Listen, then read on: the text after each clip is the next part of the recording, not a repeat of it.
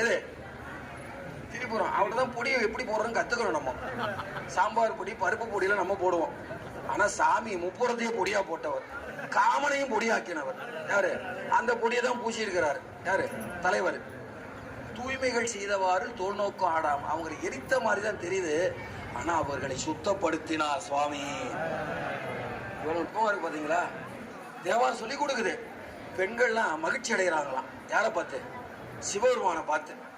அப்பா நீ காமனை எரிச்ச, அதனால நாங்களாம் தைரியமா நடமாட முடியுது அப்படிங்கிறாங்களா. இது சொல்றவர் யார் தெரியுமா? ஆண்ட அரசுகள் தில்லை தேவாரத்தை சொல்றாரு.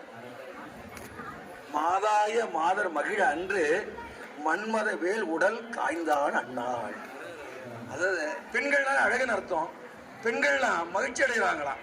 சிவபெருமான் காமனை எரித்தார் சொல்லி. எங்க ஓட்டு உங்களுக்கு நாராம். யாரு? பெண்கள்லாம். சாமி சொன்னாராம் ஏன் பாட்டு உங்களுக்கு அப்படின்னாராம்.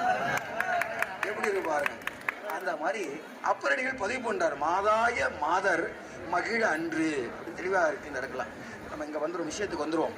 இந்த சிவனேசன் பெருமான் முக்கியமாக சாமியை பிடிச்சிக்கிட்டார். சாமி தான் எல்லான்ட்டு. எல்லாத்தையும் விஷத்தை குடிச்சா செத்து போயிடுவாங்க. ஆனா இவர் விஷத்தை குடிச்சு சாவா மூவா சிங்கமா இருக்கிறா பாத்தீங்கன்னா. சமுத்திரத்தின் நஞ்சு உண்டு சாவா மூவா சிங்கமே உன்னடிக்கே போதுகின்றேன் அப்பரடிகள் சொல்றாரு.